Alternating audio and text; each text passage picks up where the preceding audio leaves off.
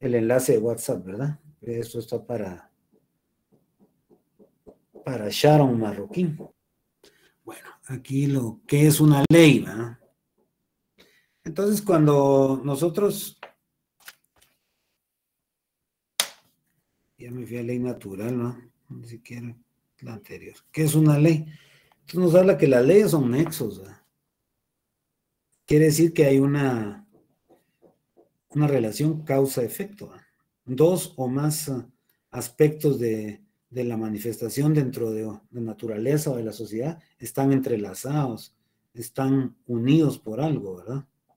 Entonces, en este caso, hay nexos. Esos nexos también, como a veces se utilizan toda una serie de sinónimos, ¿no? Entonces, dice que son nexos, son vínculos. ¿Entre qué?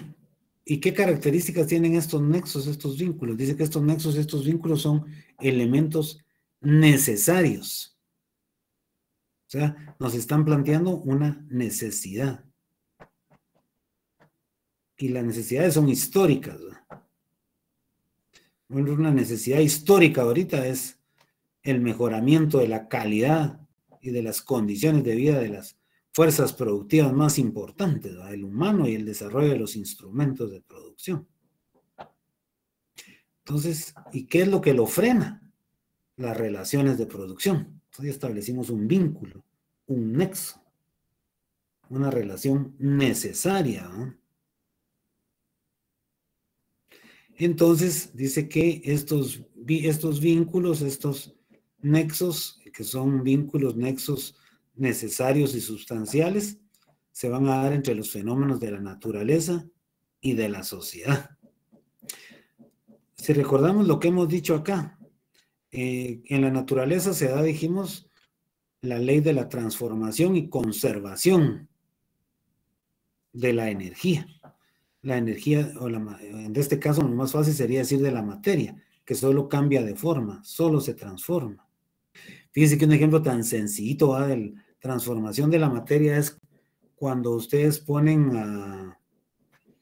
a hervir agua y le colocan una tapadera a esto, ¿eh? En la parte superior, o sea, en la parte superior del vacío que ahí se crea, pero, o sea, que sería la parte baja de la tapadera que ustedes colocaron, ya sea que sea hermética o no, al poner a calentar agua, ¿qué es lo que ustedes ven que está colocado en esa parte superior? Vapor de agua, porque es el que se está liberando en ese proceso de agregarle calor al agua. El agua pasa de un estado diferente, ¿no? De un estado líquido a un estado gaseoso.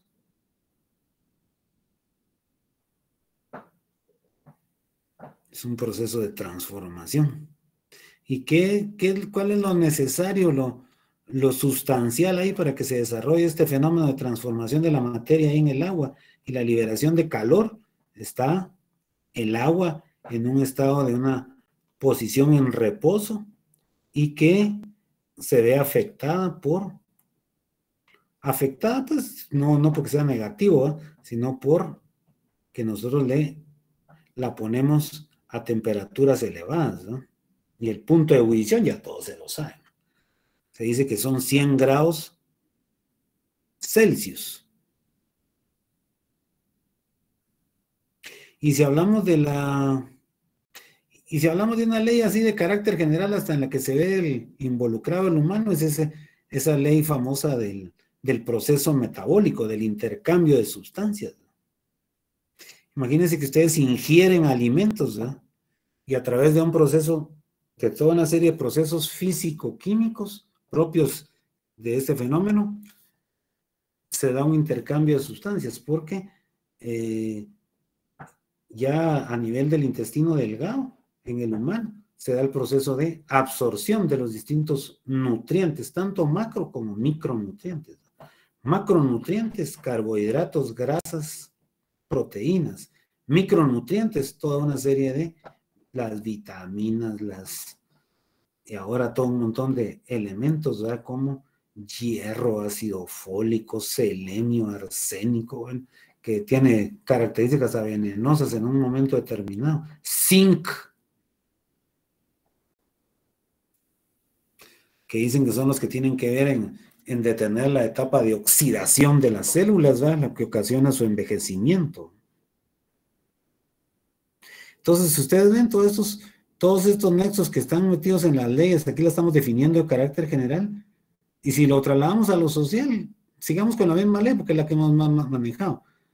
¿Cuáles son los elementos necesarios y estables para que se cumpla esa correspondencia entre las relaciones de producción y las fuerzas productivas?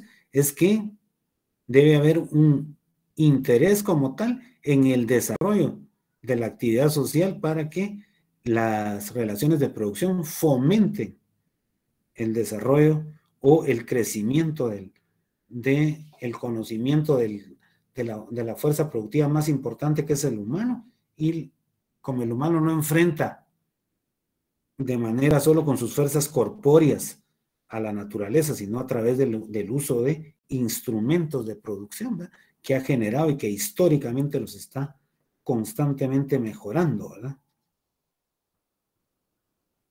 Entonces, ahí estamos viendo todo ese aspecto. Entonces, esos nexos sujetos a ley son nexos reiterativos, repetitivos, constantes, estables.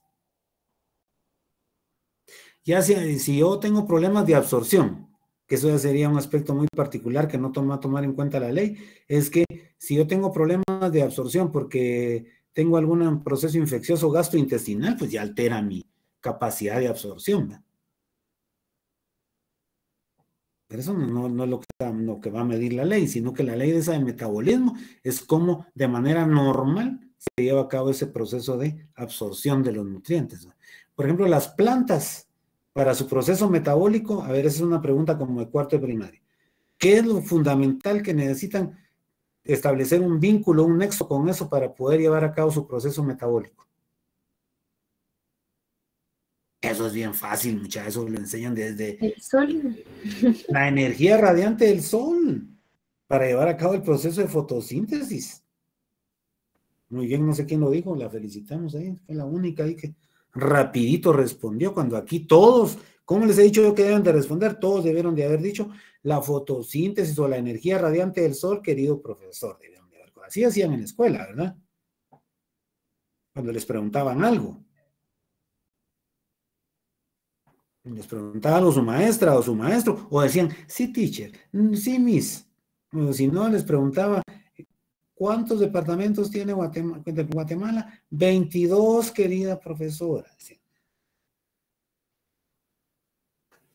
Bueno, entonces aquí la clasificación que vamos a utilizar de leyes es la clasificación que nos dice que las leyes las vamos a clasificar en estos 4 elementos sencillitos, ¿verdad? Porque es lo que a nosotros nos interesa, no es que solo esta clasificación exista. Las leyes se van a dividir en leyes naturales, objetivas, científicas y sociales. Entonces comencemos por las leyes naturales.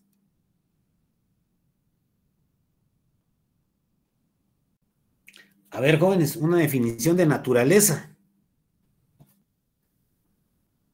Yo por aquí les voy a dar una definición de la naturaleza desde el punto de vista. ¿Qué integra la naturaleza? Todo ese medio físico, todo el componente orográfico, riquezas en medios naturales y... ¿Qué pasó, mucha? La gran chucha, había creído que ustedes ya ni eso. Es todo lo de origen orgánico que rodea al hombre. Muy bien, una parte, como que dijimos que íbamos a estudiarlo desde el punto de vista filosófico. Pues miren qué fácil es, dice una definición filosófica: mundo que nos rodea con toda la diversidad infinita de sus manifestaciones. La naturaleza, es que ahí era lo que yo quería, yo ya lo había dicho, es la realidad objetiva, existente fuera e independientemente de nuestra conciencia. No tiene principio ni fin, es infinita en el tiempo y en el espacio, se halla en incesante movimiento y cambio. Lo que nos acaba de decir la compañerita, en su desarrollo, la naturaleza inorgánica con sujeción a leyes da origen a la naturaleza orgánica, por ejemplo, la biosfera, y esta última prepara todas las condiciones biológicas necesarias para la aparición del humano. Sin embargo, el factor decisivo en el proceso de la aparición del hombre es la formación de la sociedad. Bien, qué interesante. Desde el punto de vista filosófico. Bueno, porque aquí vamos a también, entonces si vamos a estudiar qué es sociedad, deberíamos de saber qué es naturaleza, porque el hombre forma parte de la naturaleza. No está exento de eso. Es un ser vivo. Entonces vamos a las leyes naturales. Dice la ley natural es un orden normativo, ¿eh? Ya vimos toda la caracterización de ese orden. Ese orden está, y es un orden normativo. Dijimos que no cualquier vínculo, no cualquier nexo va a ser parte del estudio de la ley, sino que van a ser aquellos vínculos, aquellos nexos que son estables, que son reiterativos, que son repetitivos, que tienen el carácter general. Entonces, lo único es que aquí ese orden armónico dice que, más grandecito esto, este orden armónico establece relaciones interdependientes derivadas de él, o sea, esos vínculos, los nexos que habíamos platicado. Y que todos los seres creados visibles, se refiere a todo lo de la naturaleza, ¿no? Visible, muchos de ellos no visibles a los órganos de los sentidos.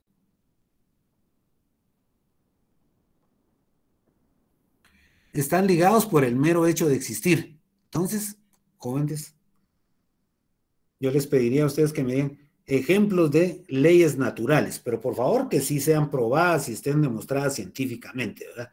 Porque todas esas leyes esotéricas, esas no van a entrar en ese bloque. A ver, ¿qué leyes de la naturaleza aprendieron ustedes? Las leyes de Newton, seguro que las aprendieron. Las leyes de la herencia que hizo Gregorio Mendel, seguro que las aprendieron. Las leyes de, ¿cómo se llama este? De Hooke y todo un montón de cuestiones que ustedes ahí manejaron. Adrián Adonai García Hernández levantó la mano y dice, adelante, Adonai. La ley de la termodinámica. De las leyes de la termodinámica, muy bien. Lo que estamos buscando es que participen, vamos, ya no solo que también sean parte de ese proceso, que haya esa interrelación, donde ustedes, es que si solo nos vamos a aprender los conceptos, pues vamos a caer en eso, en aspecto teorizante, nada más aburrido, sin saber dónde está todas esas leyes de la naturaleza. ¿Qué? ¿No se supone que eso fue lo que más estudiaron en la escuela, pues? También está la ley Yo acabo de mencionar una de la materialismo, la descripción de la sustancia. La acabo de mencionar. ¿Cuál otra? La ley de inercia. ¿La ley? De inercia. De la inercia, muy bien. Es cierto. ¿Por qué habrá eco aquí, muchacha? Ley de la conservación de la materia. Es una de las leyes de la termodinámica, correcto. Muy bien. Las leyes de Mendel. Yo les dije, las leyes de que estableció Gregorio Mendel. Las leyes de la evolución. ¿Quién es el que se considera el iniciador del estudio de las leyes del proceso evolutivo? Darwin. Carlos Darwin, el biólogo inglés, dicen, va, pero realmente no era inglés, era escocés ese cuate, pero como eso es parte de lo que es Inglaterra, ¿no, mucha? Bueno.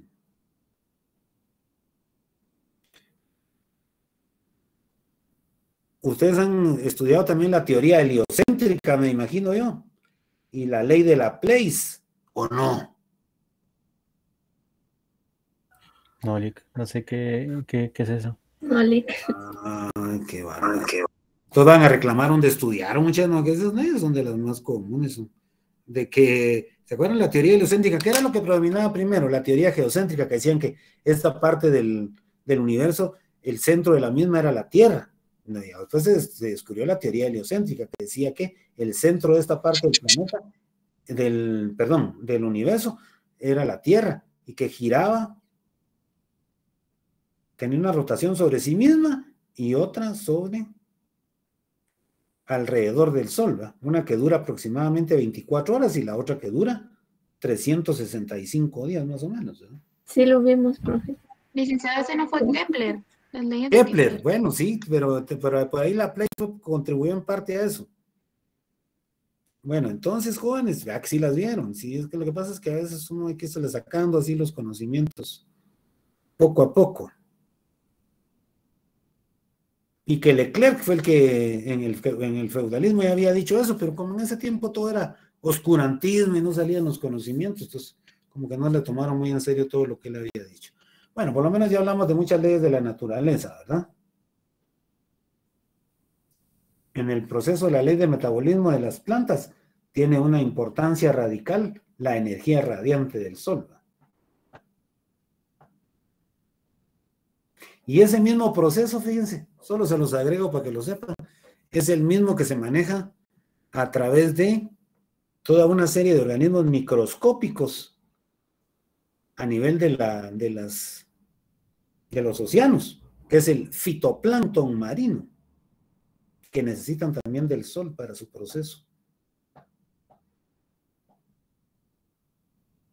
Bueno, entonces ya vimos un montón de leyes de la naturaleza. Leyes de la física y la química, fíjense que están metidas cuando se dan los procesos telúricos, los procesos de las erupciones volcánicas.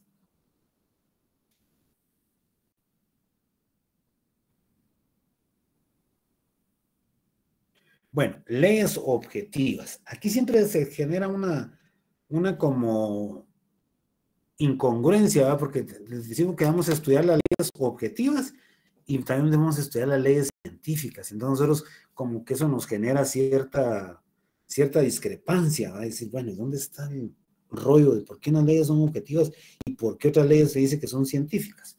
Bueno, miren pues, comencemos con las leyes objetivas. Recordemos entonces que dijimos que era realidad objetiva, todo lo que existe independientemente de nuestra conciencia y de nuestra voluntad.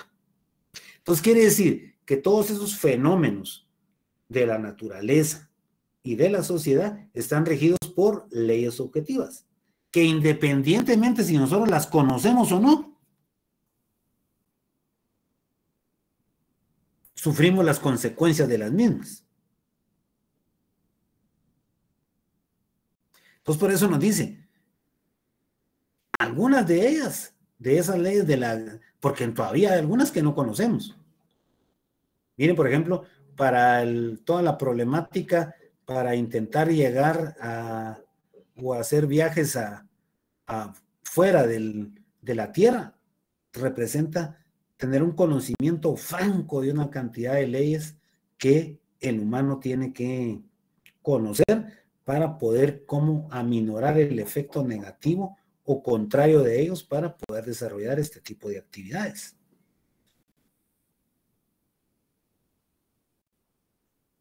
Y aquí nos pusieron de ejemplo ley objetiva, la ley de la gravedad.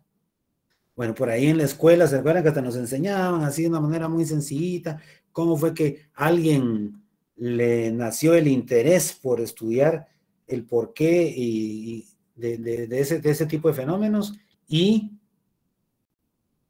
se interesó en el mismo porque supuestamente no hay nada que lo compruebe que así fue, ¿va? Pero dice que estaba sentado a la par del tronco de un árbol, de la base de un árbol, y de la nada le cayó un fruto. Hasta algunos dicen que fue una manzana. Bueno, yo no estoy, en todo lo que he leído, estudiado, investigado, no he encontrado una explicación de que eso así haya sido. Pero bueno, por lo menos se dice que eso fue lo que creó el interés por descubrir este tipo de leyes. Y que le cayó una manzana en la cabeza, ¿no? Y que entonces empezó a hacer toda una serie de conjeturas, ¿no? ¿Por qué esta manzana, al desprenderse de su base natural en el árbol, su caída fue hacia la corteza terrestre? ¿Por qué no, pongámoslo así sencillo, por qué no se puso a volar, ¿verdad? Y todo, y agarró otra ruta? No. Entonces, se empezó a interesarse en el estudio de la ley de la gravedad. Ahora ya tenemos todo un conocimiento profundo sobre, pues no me la vamos a describir con todos sus elementos, ¿no? Pues decimos que hay toda una fuerza, en este caso electromagnética, ¿va? Que atrae a todos los cuerpos que están presentes sobre la corteza de la Tierra hacia el centro de la misma, ¿va? Entonces, por eso, ya está hay una velocidad de caída, ¿va? Que nos ponían a hacer toda una serie de ejercicios en la clase de física, ¿va? Con eso. Que si un cuerpo estaba a tal altitud y considerando la velocidad de caída de la gravedad, en cuánto tiempo iba a caer desde el sitio en el que se encontraba hasta la corteza de la Tierra. Así. Nos complicaron la vida con todo eso. Claro que tienen su validez todos esos conocimientos. Pero si es una ley objetiva que se manifiesta independientemente de nuestra conciencia, y yo ya la he estudiado, o todos ustedes también ya la han estudiado, y ya saben los efectos negativos que esta ley tiene, si no la respetamos, no voy a decir yo, bueno, a mí qué me importa, ¿va? A mí esa ley, yo no creo en esa ley es paja, es mentira, es una fumada que se echó saber quién, y todo, y bueno, yo me voy a subir a un edificio de unos 10 niveles, y me voy a tirar del mismo, y van a ver que no me pasa nada.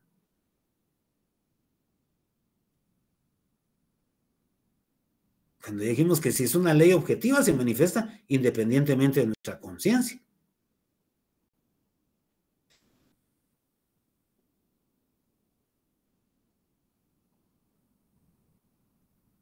La ley de la inercia, una de las leyes de la inercia que dicen que cuando un cuerpo choca contra otro, lo puede hacer cambiar de la dirección en la que inicialmente iba. Pero si el choque es por la parte trasera, ¿qué es lo que pasa? Digamos que choca un vehículo por la misma ley de la inercia, las personas que van en el mismo, inicialmente hacen un movimiento hacia adelante y posteriormente hacia la posición inicial, o sea, hacia atrás. Y eso puede ocasionar lesiones a nivel especialmente de la columna vertebral, ¿ya? Si ya lo trasladamos a problemas en la naturaleza. Y eso se estudia por ahí le dicen la lesión del chicotazo, ¿no? Porque va hacia adelante y regresa a través del estudio de una de las leyes de la inercia.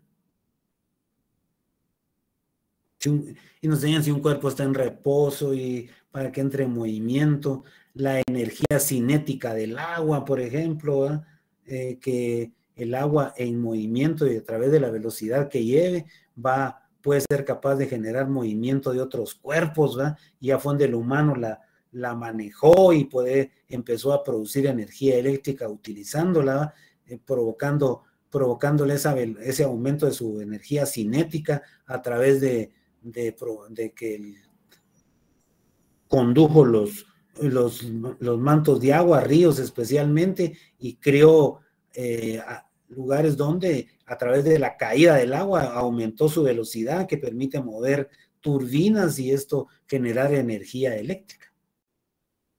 Son leyes objetivas. Leyes de la sociedad que son objetivas. Dijimos que en las sociedades antagónicas, ¿verdad? La ley de la lucha de clases. Cada una está luchando tienen que coexistir esos dos elementos, si no, no habría lucha de clases, ¿verdad? En la sociedad esclavista, esclavistas y esclavos. En el feudalismo, feudalistas y siervos. En el capitalismo, capitalistas y proletarios. Tienen que coexistir esos dos elementos con intereses diferentes, ¿verdad? Que están ocasionando una disputa, una contradicción. Esto se da de manera independiente de nuestra conciencia o voluntad. Bueno, entonces a eso se refiere cuando hablamos de leyes objetivas. Pero entonces cuando decimos, bueno, entonces, ¿qué son leyes científicas? Aquí dijimos que el materialismo histórico es una ciencia. Y vimos todos los elementos y por qué justificamos que era una ciencia. Que estudiaba una parte de toda esa realidad objetiva que es la sociedad. Y que todos esos conocimientos eran debidamente probados a través de la práctica social, ahí demostrábamos si eran falsos o verdaderos, y que los obteníamos a través de métodos cognoscitivos. Entonces, ¿qué es lo que pasa? Cuando ya vamos a la definición de leyes científicas. Leyes científicas, entonces, van a ser aquellas leyes. La inercia ha existido en la naturaleza. Cuando el hombre, o sea, bueno, es incorrecto decir el hombre ahora, el humano lleva a cabo todo ese proceso, o la ley de la gravedad, y descubrió los elementos que estaban integrados en esa ley, entonces vino él y ¿qué fue lo que hizo? Enunció una ley. Esa es una ley científica que está tratando de describir, enunciar, explicar una ley que se da en la realidad objetiva. Ahí está la diferencia. Las leyes objetivas no se dan, existen independientemente de nuestra conciencia. ¿Y qué es lo que hace el humano? Descubrir esas leyes objetivas, y es donde nosotros le damos el nombre de leyes científicas. Ustedes me pusieron un montón de leyes de la naturaleza que son objetivas y que cuando el humano las descubrió toman el nombre de una ley científica. Por eso acá miren en la definición nos dice claramente, no, estas leyes no determinan a los procesos. No, las leyes ya están, esos procesos están determinados por las condiciones cómo se manifiestan en la naturaleza. Sino que el humano, ¿qué es lo que hace? Y dice aquí están en negrías, descubre las pautas de su determinación, o sea, cómo se manifiestan en la naturaleza, cómo se manifiestan en la sociedad.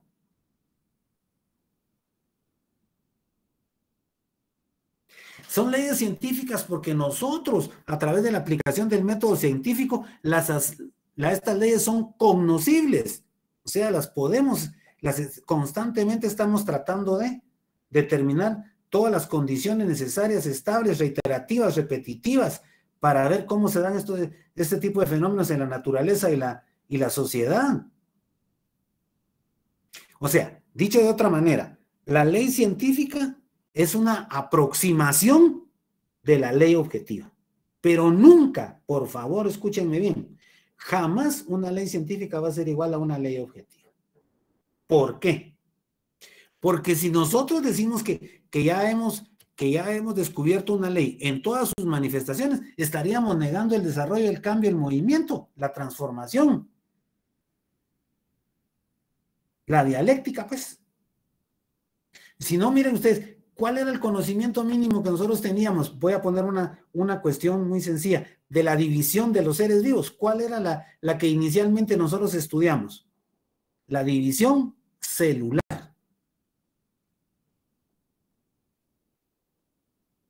Entonces, solo pongamos del cuerpo humano, ¿qué aprendieron ustedes? ¿Cuáles son las principales células que van o que están o que utilizan como medio lo que es un componente del cuerpo humano, un componente líquido que es la sangre? Ahí van glóbulos rojos, van glóbulos blancos, pero de los glóbulos blancos, ¿verdad que ahora ya sabemos que hay un montón? Hay toda una fórmula leucocitaria, o sea, de glóbulos, una fórmula de glóbulos blancos, ¿verdad? Distintos tipos de glóbulos blancos. Hoy a través de un conocimiento más profundo sabemos cómo se da todo ese proceso formativo de los glóbulos rojos. Y eso sigue mejorando. ¿Por qué? Porque imagínense cuando primero hablamos de esa ley que dijimos de la división celular, era como muy general. Pero ahora con el aparecimiento del microscopio electrónico, el desarrollo tecnológico, cada vez sabemos más. Miren que yo les puse el ejemplo, que hoy con toda esa aproximación a las leyes objetivas del desarrollo científico, pudimos fácilmente mapear lo que era la estructura inicial del SARS-2, agente causal del COVID-19. Y ahora todo su linaje, ¿va? O sea, todas las variantes que han surgido, hasta la más reciente, ¿va? Omicron, y que ahora ya hay otra que del mismo Omicron con algunos cambios. Igual pasa de las leyes sociales, sus formas de manifestación. Vieron ustedes en esta semana, hubieron paros, lunes y martes, de un montón de personas que su actividad económica principal es el transporte, pero básicamente fue un transporte, digamos, de una menor capacidad, ¿verdad? Mototaxistas, taxistas, que fueron los que mayormente protestaron, porque dicen que tienen menor poder adquisitivo, menores cantidades de ingreso en esta sociedad capitalista, que para ellos es muy complicado, muy difícil poder pagar un seguro contra terceros, ¿verdad? Para poder ejercer su función de producción. Díganme ustedes, ¿qué manifestación de qué es eso hay? De una lucha de clases. Donde la clase dominante que está manejando el Estado está haciendo una imposición, ¿verdad?, sobre regulando una forma de la producción. Claro que todos nosotros aquí podemos decir, bueno, pues eso va en protección del usuario, eso no lo vamos a negar. Pero estas personas que aducen que sus ingresos son muy limitados como para poder pagar un seguro y que la consecuencia, si esa ley no se, bueno, se dio una ampliación para entrar en vigencia, pero que lo que ellos quieren es que de una vez sea derogada.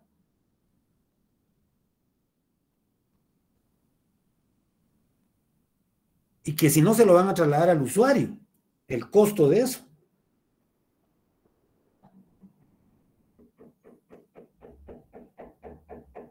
Entonces, yo hago una pregunta ahora concreta. Ya manejan de manera con una confiabilidad importante la diferencia entre una ley científica y una ley objetiva. Pregunto. Que la ley objetiva es aquella que no está en nuestro control y la científica es aquella que nosotros estudiamos, como la relatividad y la Einstein y todo Muy eso. bien, ya metimos a don Albert Einstein aquí. Muy buena observación, qué bueno. Entonces ya vieron, las leyes objetivas, se manifiestan independientemente de nuestra conciencia, pero nosotros, en nuestro interés científico, ¿qué hemos hecho? Digo nosotros, porque me refiero a todos los humanos y su desarrollo en sociedad, estamos tratando de descubrir esas leyes que rigen los distintos fenómenos de la naturaleza, el pensamiento y la sociedad, ¿verdad? Y que cuando las descubrimos y las enunciamos, se convierten en leyes científicas. Ustedes ya me mencionaron un montón y otras que he agregado yo. Y que constantemente están en un proceso de mejoría, o están en el conocimiento, se ha mantenido así estático. Que no tengamos acceso al mismo es otra cosa, no que el conocimiento esté estático. El conocimiento está en constante desarrollo. Que nosotros, por nuestras condiciones de una sociedad capitalista dependiente, no tengamos esa facilidad de poder tener acceso al conocimiento, y que aquí hablamos de que una gran cantidad de la población apenas o es analfabeta o apenas ha aprobado algún grado de la educación primaria, eso es cierto, y que estudiar en la universidad es un privilegio, también es cierto. Y como dicen, ahora se ha puesto muy de moda eso, es decir, bueno, los que tuvimos que sería privilegio de estudiar en la gloriosa y 3 veces centenaria Universidad de San Carlos de Guatemala, prácticamente estudiamos becados, porque lo que pagamos por nuestros estudios universitarios no es significativo para el costo real de los estudios universitarios, ni siquiera de grado, o sea, licenciatura, de posgrado, menos.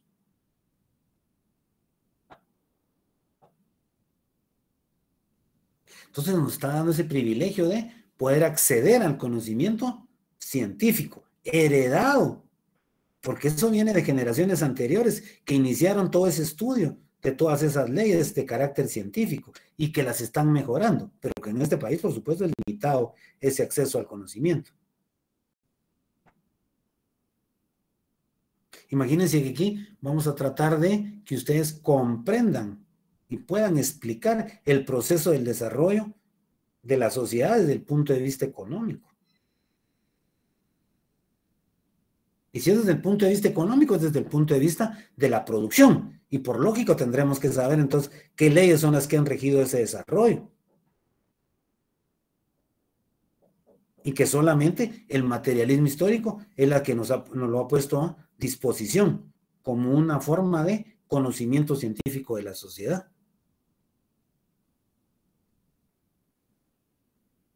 Y que ustedes van a decir, a la música de a mí todas esas leyes claro que las he vivido en distintas manifestaciones en mi desarrollo y mi presencia en este globo terráqueo. ¿Y qué ha pasado? Ni sabía yo que existía.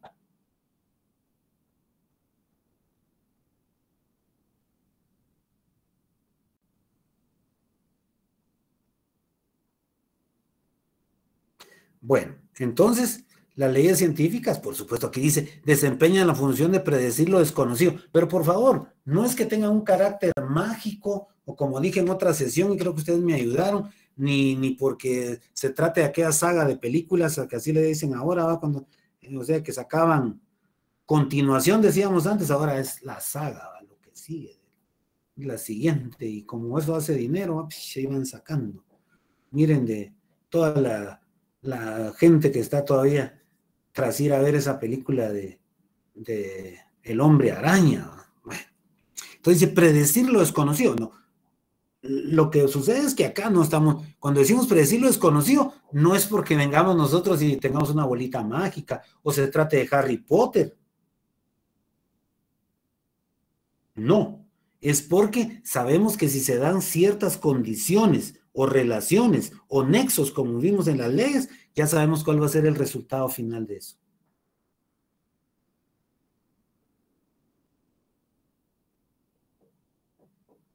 Ahí está la situación. A eso se refiere cuando dice predecir lo desconocido.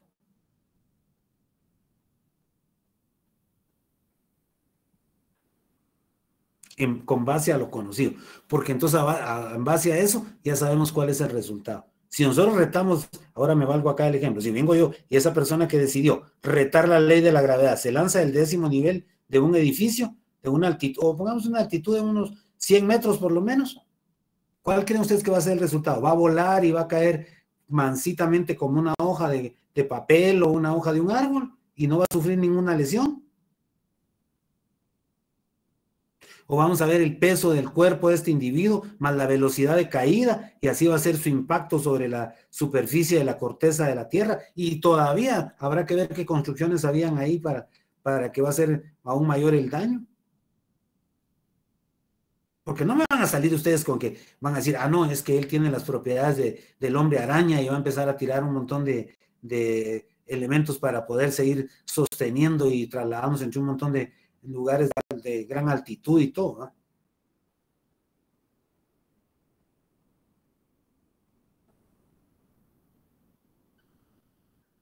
Yo ya sé también, y eso está estudiado, que la temperatura en general máxima que puede alcanzar antes de una quemadura del cuerpo humano son 42 grados. Yo si me expongo a un agua que ya está en ebullición, mínimo ya tiene 100 grados, ya sé que voy a sufrir una quemadura.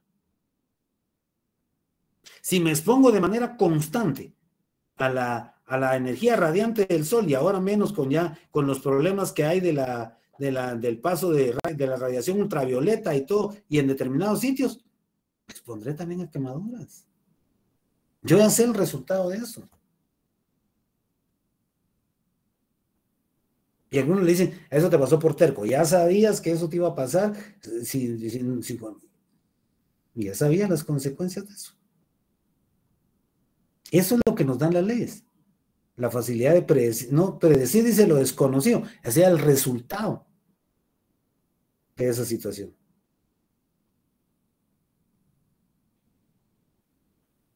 Bueno. Entonces, ahora ya vamos a las leyes sociales.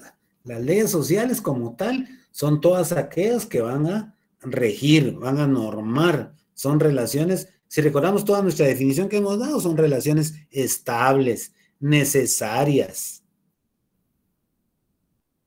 repetitivas, constantes, generales entre los fenómenos de la sociedad.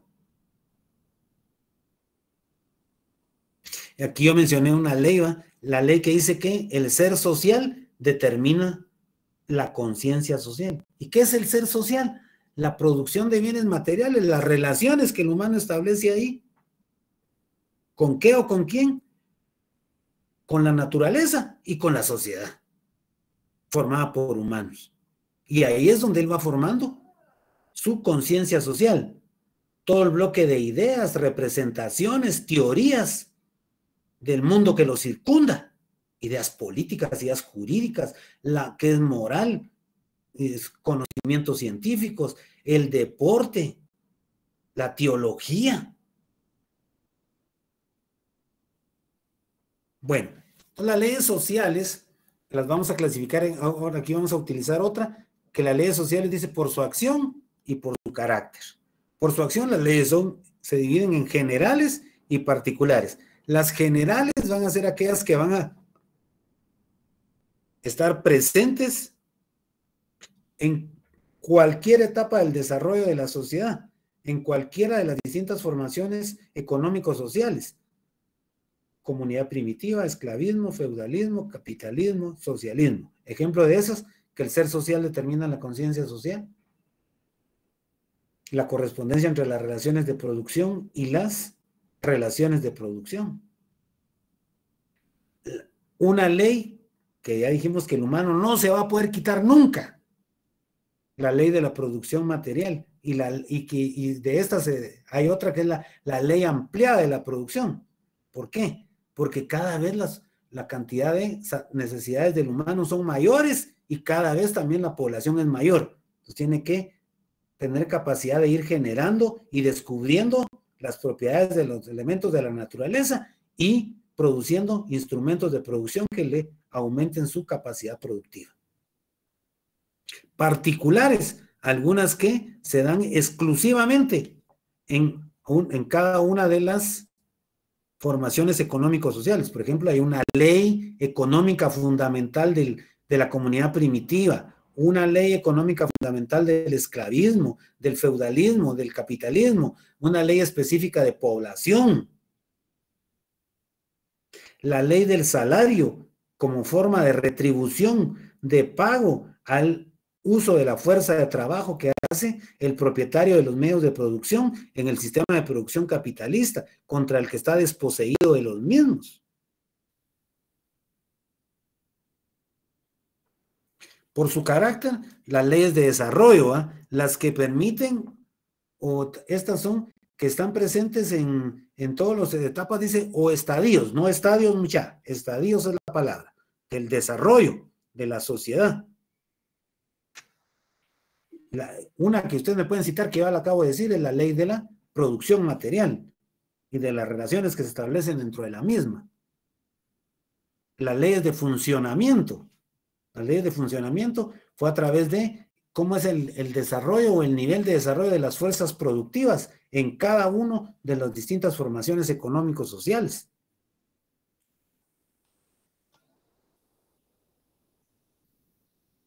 Las fuerzas motrices. Fuerzas motrices, dice. Estas ya las hablamos y las hemos mencionado ampliamente, solo que les vamos a agregar algunos elementos. Dice que la producción de bienes materiales. Yo les preguntaría aquí algo muy importante. ¿Cómo es que las fuerzas de la producción material es una fuerza motriz? Pregunto. ¿El humano enfrenta a la sociedad única y exclusivamente con sus fuerzas corpóreas? ¿Sí o no? Solo tienen una de esas opciones, ¿sí o no? No. No. Históricamente, ¿qué ha hecho el humano para poder aumentar su capacidad productiva y poder enfrentar a la naturaleza? ¿Qué es lo que ha creado? ¿Qué es lo que ha generado? ¿La industria? Ha generado instrumentos de trabajo, jóvenes. Instrumentos de trabajo. Yo les dije que el humano inicialmente, para poder enfrentar la naturaleza, solo tenía su fuerza corpórea. ¿Qué cosas elementales empezó haciendo? Utilizando elementos de origen vegetal para ampliar la extensión de sus miembros, especialmente de sus miembros superiores. Utilizó la piedra, a veces sin pulimentar, para poder aumentar la fuerza del puño.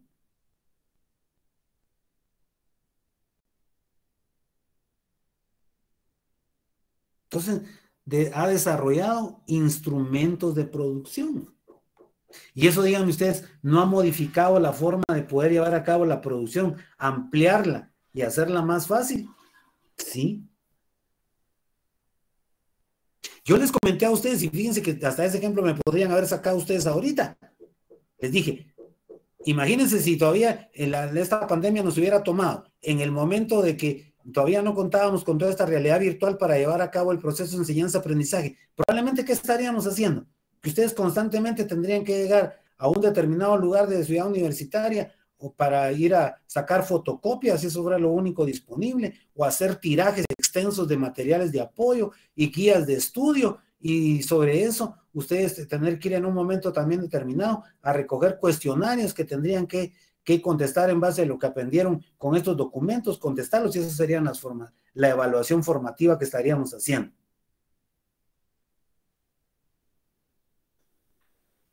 Pero la producción de una actividad material, de esto que es producción de bienes materiales para llevar a cabo una necesidad como la educación, hoy contamos con un montón de instrumentos que nos facilitan ese proceso.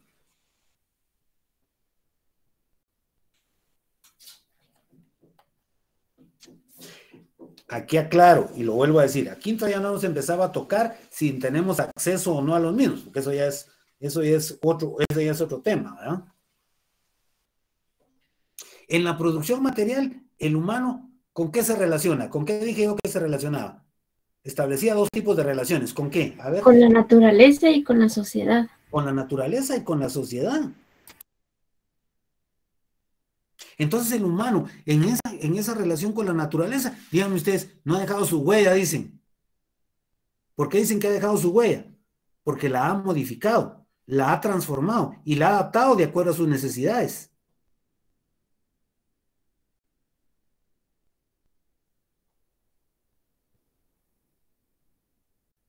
Dice, en algunos textos dice, ha creado una segunda naturaleza. Porque si en la diversión que les encanta tanto a ustedes, dicen, digamos, ¿qué cosas hay para hacer la diversión? Muchos puede ser, como dije, que están ahí conectados nada más y están observando todas sus redes sociales y todo lo que mandan en videos y metidos en esas redes, en TikTok, en el WhatsApp, en el Facebook, en el Twitter, en Instagram.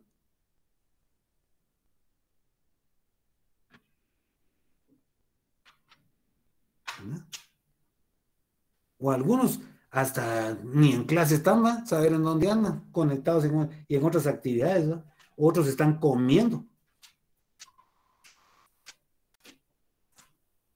Entonces imagínense, todos esos instrumentos de trabajo nos han facilitado ese proceso para la transformación de la naturaleza, pero el humano también se ha interrelacionado en sociedad, ¿va?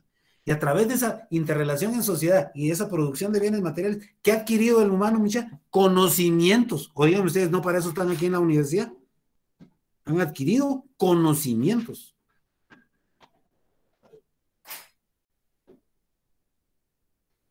¿Qué más han adquirido? Formas de hacer bullying, es cierto, también. Formas de copiar en exámenes, también.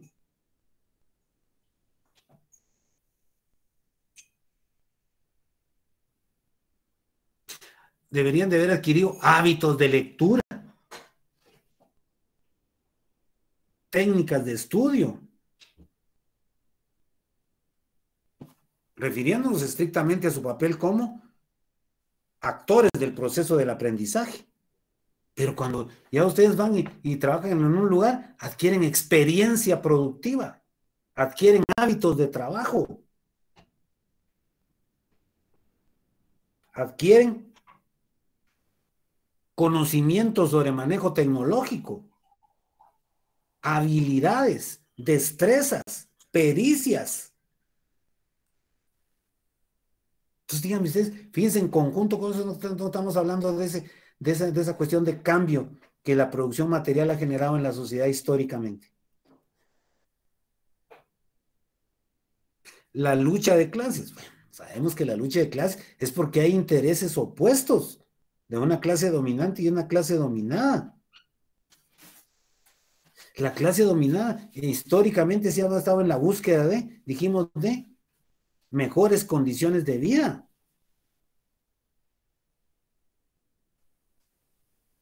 Está exigiendo concesiones de parte de la clase dominante. Miren, cuando lean ustedes el hundimiento del esclavismo, ¿por qué se habla que en el hundimiento del esclavismo hubieron rebeliones? Hubieron esclavos que lo que encontraron, la forma más fácil de poder mostrar su inconformidad era porque se utilizaban toda una serie de medios extraeconómicos para hacerlos producir, de reducir la producción.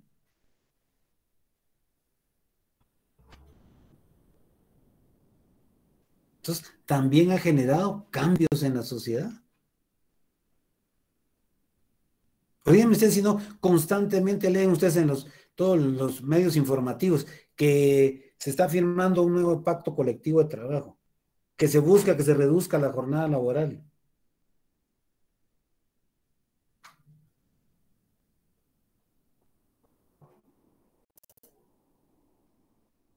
Que se disminuyan los riesgos laborales, o sea, que estos no tengan influencia directa sobre la salud ocupacional, o sea, lo que lo estudia la salud ocupacional, ¿no?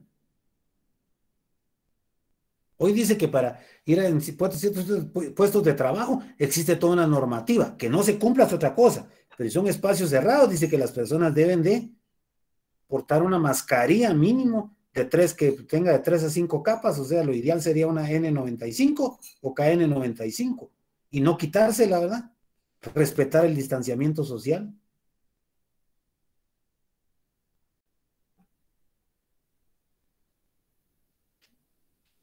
¿Para evitar qué? El riesgo que significa seguir laborando y poder adquirir el agente causal del COVID.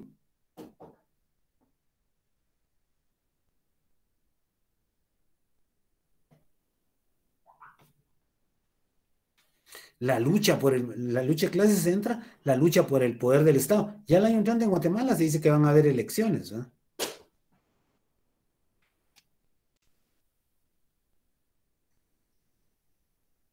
Entonces entra una pugna, una disputa por alcanzar el poder del Estado, como una forma de manifestación de lucha de clases, y ocasiona cambios, ¿verdad? Empiezan los ofrecimientos, ¿verdad? A decir que nos van a dar un montón de cuestiones para favorecernos. Bueno, ¿qué es la sociedad? Aquí vamos a ampliar esto porque... Bueno, entonces dice que ¿qué es sociedad? No es más que un proceso de organización. ¿De qué? ¿Qué es lo que vamos a organizar acá? O sea, van a organizar, aquí dice de los hombres, no, correjámoslo ahí, de los humanos. Es una forma de organización como tal de los humanos. Y ahora yo les pregunto, ¿para qué fue la primera razón, la fundamental de la organización del hombre en sociedad? ¿Cuál dijimos que es lo que determina la vida social?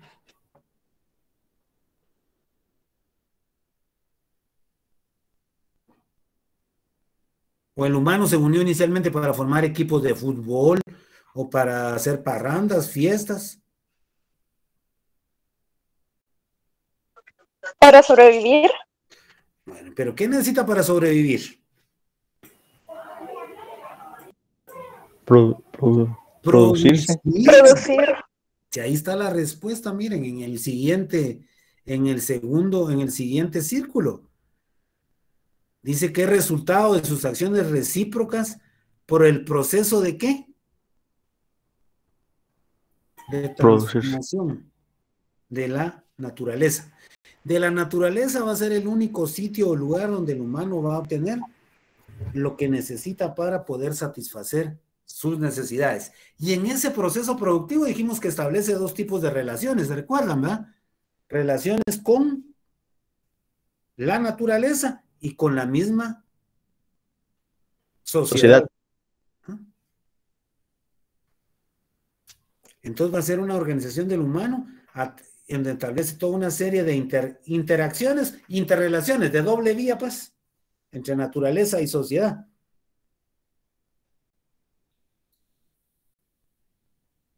Bueno, entonces el humano con eso, ¿qué es lo que va a lograr? La producción de bienes materiales para satisfacer sus necesidades de tipo material, ¿no? No hay ni vuelta de hoja. ¿Y eso lo vamos a estudiar de manera particular? No, de manera general. La sociedad humana, la forma más fácil que dijimos que era hacerlo, es estudiarlo a través de las distintas etapas de la formación económico-social. Entonces, el objeto de estudio del materialismo histórico va a ser estudiar a la sociedad. ¿En qué? en sus leyes universales y las fuerzas motrices de su funcionamiento, que fue lo que ya vimos ampliamente aquí. Entonces será el siguiente tema que vamos a tocar. Ahí sí ya tendrán que empezar a estudiar el capítulo número 2 del libro.